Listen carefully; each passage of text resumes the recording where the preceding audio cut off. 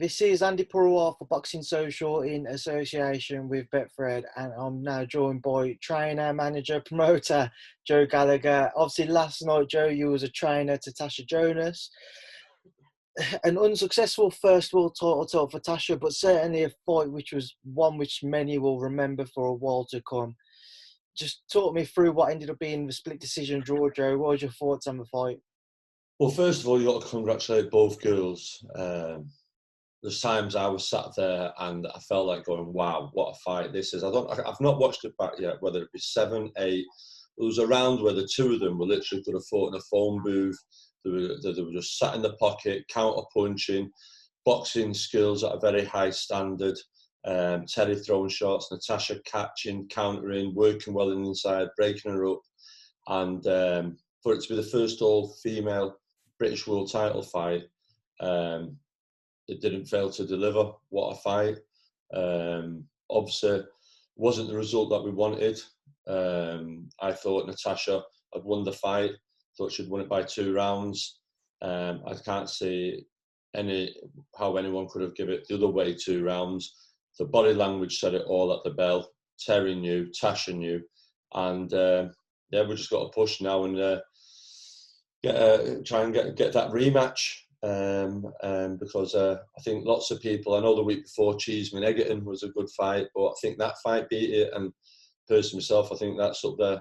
It's not hard to beat, I say, really, because we haven't had that many fights this year due to the coronavirus, but it's right up there as already as a fight of the year. And I have to look at back one of the rounds, surely will be up there for one of the round of the year. And when you're seeing that fight between the two girls, and I said to you that, Andy, beforehand, people commentating or watching it can't turn around and say this will be down to who wants it most, because they both wanted it bad. You could see that it'd come down to basic skill level, and that's what it did do in the end. And I just thought Natasha's work under pressure off the ropes, counter punching, and as I said to you before, I'd had a few reservations going into fight week and being in fight week, how the drip feed from Sky putting out stuff constant of Terry to sway the public and the officials watching it, because they're human beings, to watch the build up and everything else, and subconsciously can have stuff in their head. I was worried about it, and then when you listen to the experts, when you hear Darren Barker saying Natasha's gone on the scales and she's past it, and I just think Terry Harper came a pound under on the scales. She looked gone. Still don't think she'd recovered when she got in the ring last night. And you know what, everyone's perception of me, and whether you hate Gallagher, hate Gallagher's gym, hate Joe Gallagher, don't be taking it out on me. Don't be swayed in your biasm like that. Just call the girl honest. And that's why I thought Boxing News did a very, very honest, good boxing preview. I thought they understood Natasha, understood Terry, understood the opponents they fought, and they picked Harper to win a close points, but Natasha was a very live underdog. Yet if you'd listened every week, and that's what I was saying to you, Andy, about the influence of, listen, we gave Matthew Macklem, Adam Smith stick the week before from the influence on the commentary of the judges. But then when you have Darren Barker saying it, and you have Dave Coldwell saying it, and these are people supposed to be working for Sky, and it's saying Terry Harper's the next generation's too good. And I think to myself, you guys are paid to sell a fight. There's many of over-the-hill fighters Anthony Joshua's fought, but listening to you is the right serious threats to beat AJ. But this time, you just all went in. You went in on Natasha, whether it was that Natasha aimed at me, but it was, and we showed last night, and I said it all week. No, you've got this wrong. She isn't as fit as what you think she is. We will burst the bubble, and full credit for Tasha Jonas coming back from where she was 2 years ago, losing. The car journey back from when she lost was horrific. It was a better one back last night, and we just didn't have the green belts to go over it. But like I say, what a fight for the two girls that they put on. Full credit. I'm sure everyone would want to see it again. And I've said, let's try and get the rematch done on the AJ undercard, a huge show. And I think that fight warrants a standard to be put on there. And also on the being pay-per-view, there's more money for the two girls. And when you're looking at Tasha Jonas, she's trying to set herself and her daughter up financially. So I think that'd be the obvious choice. And a management company, MTK, I'm sure they'll be onto the WBC. I put a tweet out last night because I've still not seen no official scorecards yet, Andy. And usually they go out and the WBC put them out or whatever. So I really want to see them scorecards and see have I got this totally wrong. But just looking on social media, I'm not saying it was a robbery. You can't say that, but I'm saying it was a very close fight. And if there was a winner, it was Tasha Jonas. I had it 6-4, Natasha. There's no way Terri Harper won 6 rounds of that fight. Joe, just before we obviously come on to the scorecards, just to stick with the fight, what was the game plan then that you can now reveal to us? You know, how did you want or how did you see the fight going before the two were in the ring? Yeah, I always thought beforehand that Terry'd come out, box, feint, like say the jab, try and get a backhand going, brought into play very early. And she did do, I think, round 3. She caught Tasha a couple of times. And I knew Tasha just had to ride the storm, not come apart, and be physically strong in them moments. And she did do, because for everyone saying Terry would be strong down the straight, I always thought to myself, nah, she won't. And that's why I said beforehand, knockout late on. And we nearly got it in round 8. And she had a hurt, and then she had a great round 9. And it played out how we thought it would by the scorecard. Next time, like you say, I think I said to Tasha last night, a bit like Perez Crawler, rematch, we're coming back to finish the job, and we'll take it out of the judge's hands. Just obviously going to those cards, Joe, what was your thoughts on them? Well, like I say, I thought she won it. You could tell by the body language at the end. They weren't celebrating or anything. Terry knew. And when it became 96, 94, I went, yeah, I'll agree with that. That's how I scored it. And then it went Harper. I just thought, oh no, here we go. The fucking us here. Because sometimes you see it when it's a split decision or close or whatever, do you understand? And I thought so. Well, sometimes they give, and then the winner gets the last 2 cards. So then the next one, it goes Jonas. I thought, right, I couldn't agree. Do you know what I mean? 96, 95, do you understand it? I disagree with that one. I thought, right, okay, 96, 95, Jonas. And then it said, right, last one. And it's just the way they announced the last one. Because he doesn't say, and then he goes, bang, bang, bang, and he goes, and we have the fight with a score. And I thought, there we go, draw. Do you know what I mean? And I just thought, wow. And I always thought, when I got interviewed with you, Andy, Egerton had to win well in the Garden, and we would try to get the knockout to win well.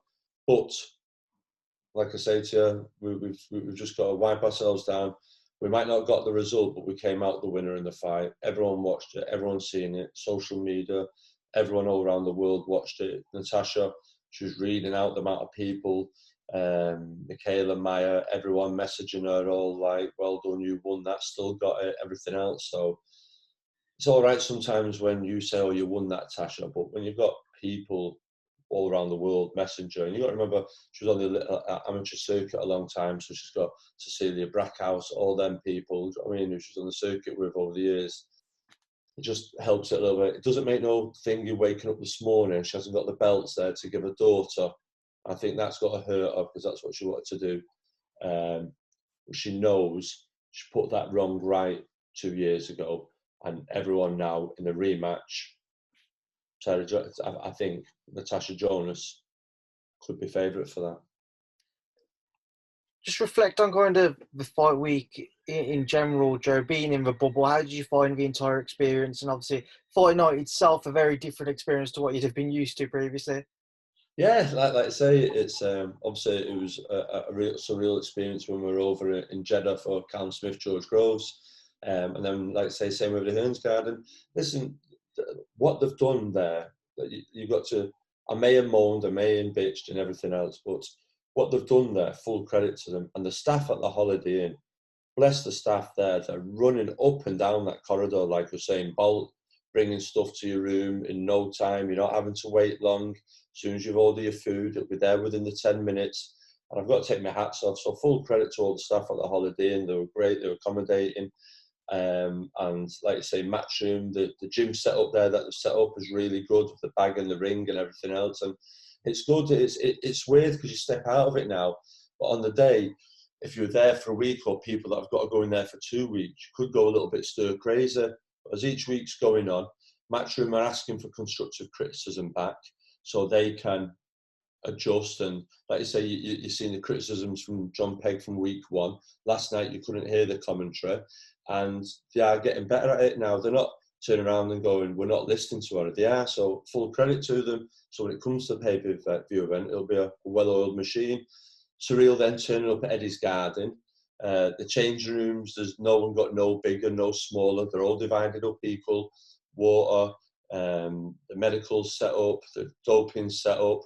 It's absolutely first class, brilliant. And then to go out there, and at one point it was starting to rain last night, yet we've been promised so much weather, so much rain, it looked like there's got to be a downpour.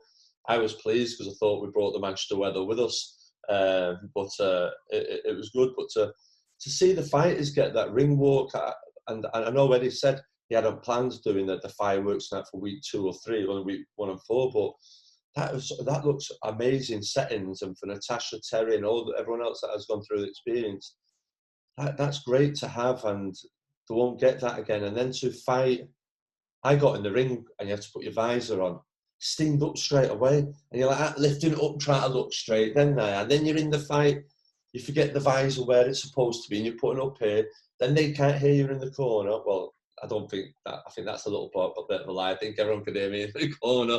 But do you understand? I can imagine. So, and then the fight, and then I think it wasn't about me and Steffi. It was about me and Natasha. But what it was is the corner teams were doing the best that they could for their fighters. So you're listening to Steffi saying beautiful to everything.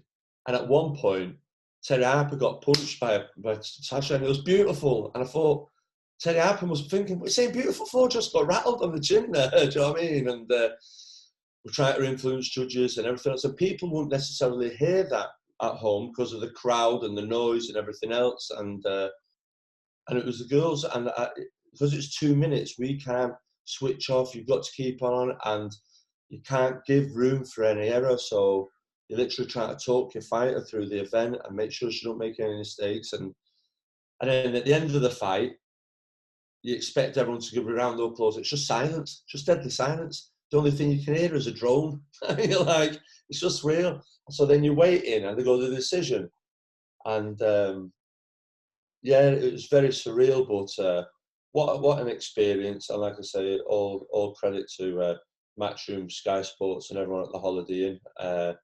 Don't think many stayed last night. I think they were quick to get out there and get home. I think a lot of people are allowed out now for a day until they'll start coming in for the next one. But yeah, it was good. Like I say, I can't follow. It's easy to pick at little things, but we don't know what we're dealing with. We've never done this before, and we've got to bite our tongue sometimes. But I just thought Matchroom did a very good job this week.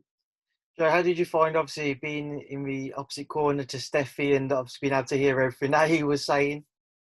Yeah, Joe, at times, the few people there, whether it be board officials or the ambulance people or the paramedics, you could hear them laughing at times at some of the stuff that we were saying. Like, he'd say something, and I just started laughing, going, and Joe, and they go, oh, beautiful. And I go, didn't land nothing, and it's just great. So then I'm shouting back, didn't hear nothing. Different gravy, Tasha, different gravy. And it's just, but you've got to, and that was getting in Terry's head. And, Tasha, take that chocolate off your glove. She's eating your glove all night. Take the chocolate off. Just little things. And it's just funny, but that's what you got to do. You're there, you're fighting in a minute. And I've got to say, Robert Smith and the board, they were really good last night as well. Allowing the corner to do their work. Usually in shows, you have them on your shoulder, tapping, be quiet, be quiet, be quiet. And full credit that they allowed the coaches do their work last night. So yeah, like I say, Steffi, and he got away with it last night. He knows he got away with it last night, and so did Terry. And but they're only on lease. Then we'll be back to get them and belts. We'll come on to that possible rematch in a little while, but just to stick with kind of the events in an ascending order. How was Tasha on the way back last night? And obviously getting back and so far early this morning, if she's awake, that is.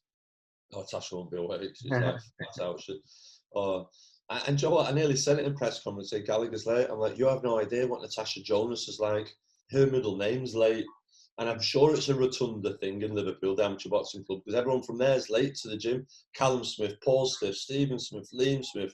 It's just inherited in them. And I thought, wow, I'm getting the stick, and it's like, nah. But joking aside, no, she'll be asleep. She spoke to everyone. She spoke to her mum. She spoke to her dad. She spoke to everyone's sponsors on the way home. And the journey went really quick. Listening to Tasha's banter with her sponsors on the phone. She's in a good mood. She'll wake up today. She'll wake up sore. The cut eye, which wasn't a punch, it was through her head. But although they ruled it a punch, and a couple of times Terry was coming in with the head. Tasha's nose and forehead is be quite sore, and she'll wake up very sore today. But I said to her, as much as it's great the compliments on social media, on TV, newspapers and everything, we still haven't got that world champion after our name, after Natasha. She doesn't have the world champion. And people said already, can she do that again at age 36? God, after that, Tasha knows, nah, I beat you. And do you know what? There's more still to come. And she's in that mindset. But she's happy, but I know she's annoyed because she gave everything into this camp. So she's come out the moral victor, but not the world champion. But her stock has risen, and she's full on. I think Frank Smith wanted to fist bump her last night. She says, I'm not fist bumping you unless I've got the rematch. And joke aside, and Eddie Hearn being very diplomatic, said it was a close fight. But as I said, he thought Natasha Jonas won. And I know the same Brodnica, but I think Michaela Mayer was the mandatory for that. So I think that fight will happen. I won't be surprised if Eddie did a double header. That'd be a good women's boxing. Brodnica for Michaela Mayer over here with Natasha and Terry on it. What I think that would be. But when people criticise women's boxing, how can you criticise that after last night? What a fight. Showed guts, skill level, tenacity, fitness, desire, had everything in there last night, and huge credit to both of them. Final question, Joe. Obviously, we've mentioned the rematch. I know Eddie said that he'd like to get that on, but have you had any afterwards, away from the cameras and what have you? Did you have any extra conversations? Or when do you think it could happen? No, listen, Eddie said, 100%. He said, of course we'll do it. Eddie was just looking at the social media. Eddie likes the clickbait, the numbers, everything else. And if it makes money, it makes sense, as Eddie says. So that with a live crowd, hopefully, on most of an AJ undercard, makes sense. People are tuning into that as well as watching AJ and whoever else he wants to put on that, whether it be Campbell, Garcia, whatever. I don't know, but that makes sense. Or like you say, if you did another fight camp series and it was a double header, like I said to you, with Brodnica, Mayer, Jonas, Harper, winner v winner. Do you know what I mean? After it, so could do something like that. So there was a few talks, but like Tasha said, everyone was quick to get home, and Eddie was only up the road and he was in bed by the time I think we left his old house last night. We were there doing drug testing until 12:30, whatever time it was. So we got on the road at around 1 o'clock last night. So like you say, it's we can't change anything. We're not bitter about anything. We just thought, you know what, it was close, a draw, but there was never 6-4 Harper. Joe, we will leave that there now, and I will leave you to enjoy the rest of your Saturday. It's been great to catch up. Obviously, I'll speak to you soon. I wish Tasha my best as well, and thank you for your time as always. Thanks, Speech Boxing. No problem. Listen, thanks for your support all the way through, and sorry we just couldn't bring the belts back. Tasha wanted to be on that parade bus with Henderson. Like you say, Tasha Jonas is back, and she proved that last night. And her career is just unbelievable. Just unbelievable. When they keep knocking her down, she just comes back bigger and better. And we're looking forward to the rematch, and I'll see you soon, my friend.